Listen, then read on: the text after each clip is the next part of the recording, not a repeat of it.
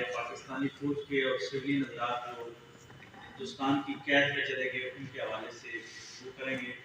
एक लिहाज से उनको खराज तहसीन पेश करने की भी कोशिश करेंगे कि हमारे सिपा के वो अजीम जवान कि जिनको जब हुक्म दिया गया तो उन्हें हथियार उठा लिए अपनी मादरे वतन की हिफाजत के लिए। और ये भी दुनिया की तारीख में एक बड़ा डिसिप्लिन है कि जब हुक्म हुआ और उन्होंने अपनी ज़ाती ख्वाहिशात के बिल्कुल बरक्स अपनी कमांड का हुक्म मानते हुए सरेंडर किया। और वहाँ से वो भागने के भी शायद कुछ रास्ते हो सकते थे, कुछ तो वारसगरी भी हो सकती थी, लेकिन इसके बावजूद उन्होंने डिसिप्लिन का हर हाल में मुजाहरा किया और हिंदुस्तान की कैद में चले गए। लेकिन वहाँ पे क्या बीती इस हवाले से आज का ये प्रोग्राम है, हम गुफ्तगू करेंगे। 16 दिसंबर की सुबह पाक फौज के कर्नल कुछ सीनियर अफसरान के हमरा ढाका एयरपोर्ट पर भारतीय ईस्टर्न कमांड के चीफ ऑफ स्टाफ को लेने गए। वहां पर उन्होंने एयरपोर्ट पर बंगालियों ने कैसे भारतीय अफसरान को गले से लगाया, हार पहनाए और तशक्कर भरे जुमले अदा किए, जिनमें से एक जुमला ये भी था कि इन दरिंदों से निजात दिलाने का एहसान हम उम्र पर नहीं भूलेंगे। जंगबंदी की तफसीलात और शराइत तय होने के बाद भारतीय commander lieutenant general Jagjit Singh Arora 16 दिसंबर की सैर को कलकत्ता से अगरतला के रास्ते ढाका पहुंचे। जनरल न्याजी इससे लेने हवाई अड्डे पर मौजूद थे।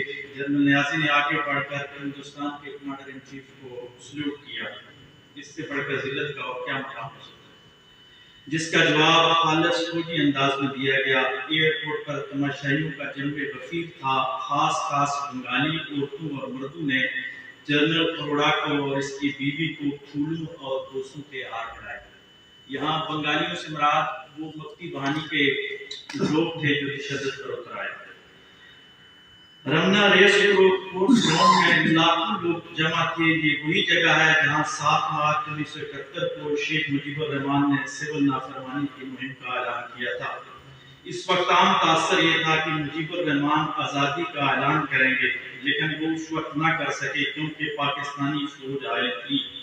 आज मुजीबुर रहमान की राह से ये आखिरी रोड़ा हटाने के लिए अरोड़ा आया था और इसके सामने हथियार डालने के लिए जनरल न्याजी रमना कोर्स में इतना बड़ा इंसानी समुद्र शायद कभी खुद शेख मुजीबुर रहमान ने भी ना देखा होगा या उसकी तकरीर सुनने के लिए इतने लोग जमा नहीं हुए होंगे। ये समुद्र जज्बाती जान से छाटे मार रहा था। दूर दूर तक इंसानी सर ही सर नजर आ रहे थे। वो नारे लगा रहे थे, चीख रहे थे, चिल्ला रहे थे। आखिर इस जिल्लत अंगेज तकरीर का नुक्ता अरूज आ पहुंचा। पाकिस्तान और भारत के मुख्तसर दस्तों ने अलग अलग गार्ड ऑफ ऑनर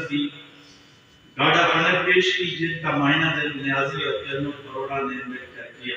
इसके बाद दोनों ने इस मेज पर बैठकर जंगबंदी के मायदे पर दस्तखत किए।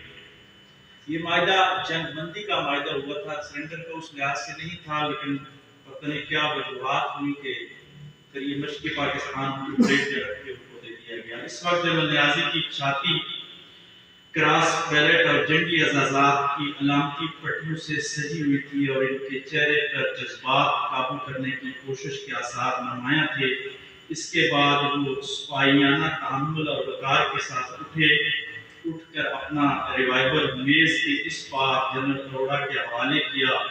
रिवाल्वर हवाले किया गया, गोया मुश्किल पाकिस्तान के हवाले कर दिया गया। ये इब्तदाइया मैंने ब्रिगेडियर सदीक सालिक साहब से लिया है, जो उस वक्त वहाँ मेजर की हैसियत से फौज के तल्लुकात आमा के हवाले से बात है। उन्होंने पूरी किताब लिखी। ढाका डूबते देखा उनकी अलग किताब, उसमें इसबाब है। ये हमा यारन जोसेफ के नाम से है, जोसेफ नाम साहब बैठे थे। बहुत ज़बरदस्त किताब है, उन्होंने काफ़ी अच्छे अंदाज से साथ लिखा है। यानी शायद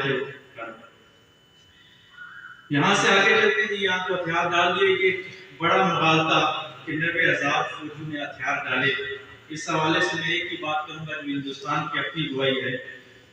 एक बड़ा मुगालता तो यह है कि मुश्किल पाकिस्तान में 90,000 फौजियों ने हथियार डाले थे। इस हवाले से शर्मिला बोस जो कि ऑक्सफोर्ड यूनिवर्सिटी में पढ़ाती हैं, भारत के कौमी रहनुमा सुभाष चंद्र बोस की पोती हैं, वो अपनी किताब में लिखती हैं कि 1971 के आदाद शुमार में 93,000 पाकिस्तानी फौजियों के हथियार डालने के मामले पर इस कदर तकरार की गई कि तकरीबन अब ये नाकाबिल तरदीद शक्ल इख्तियार कर चुके हैं। इस तादाद के बारे में सब मुगालते का शिकार है। भारत के पास जंगी कैदियों के बारे में अदाद-ओ-शुमार दुरुस्त होने चाहिए थे, ताहम किसी भी जगह वो दुरुस्त अदाद-ओ-शुमार पेश नहीं कर सका। मार्च 1971 में मशरक़ी पाकिस्तान में मौजूद मगरबी पाकिस्तान के सिपाहियों की कुल तादाद सिर्फ 12,000 थी। नाजुक सूरत-ए-हाल से निपटने के लिए मज़ीद फौजी दस्ते लाए गए। 1971 में commander eastern command lieutenant general A.K. Niazi के मुताबिक इनके पास फौज की मजमूई तौर पर 34,000 अफसर और सिपाही थे। बाकी पुलिस, सिविल अफसर, स्टाफ, ख्वातीन और बच्चे रह जाते थे। इनको मिला के तहवील में लिए जाने वालों की तादाद दुरुस्त हो सकती है, ताहम ये कहना कि 93,000 फौजियों को कैदी बनाया गया, ये सरासर झूठ और नकली है। इसमें सिविल सर्विस के भी लोग थे, ख्वातीन थे, बच्चे थे। फौज तकरीबन 34 से 35,000 थी। एक जानदार यहाँ तो मैं बताता चलूँ, ये बहुत तब स्टोरी है कि सारे बंगाली जो थे वो हमसे जान छुड़ाना नहीं चाह रहे थे, बल्कि हम खुद उनकी जान छोड़ना चाह रहे थे, या हम ये चाह रहे थे कि वो हमारे ऊपर शायद वोट बन के ही हैं। आप देखें, हथियार डालने का वक्त हो रहा है और सदीक सालेक लिखते हैं कि हथियार डालने के फौरन बाद ही ये खबरें आई कि मेरे एक बंगाली दोस्त की तरफ से मुझे कॉल आई। उसने कहा अब भी वक्त है, मैं आपको और जनरल फरमान अली को अपने घर में पनाह देने के लिए तैयार हूँ, कहो तो आके ले जाऊं।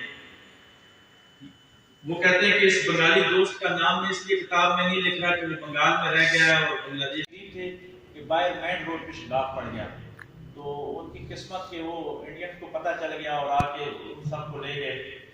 एक और जो सुरंग है वो कामयाब हो गई बिल्कुल, लेकिन एंड टाइम पे उनकी किसी संतरी की राइफल नीचे गिर गई और वहां जब नीचे उतरा तो देखा कि बहुत सारे लोग बैरक के अंदर मौजूद नहीं है। तलाशी ली की तो मालूम हुआ कि ये लोग सुरंग खोदने के लिए गए।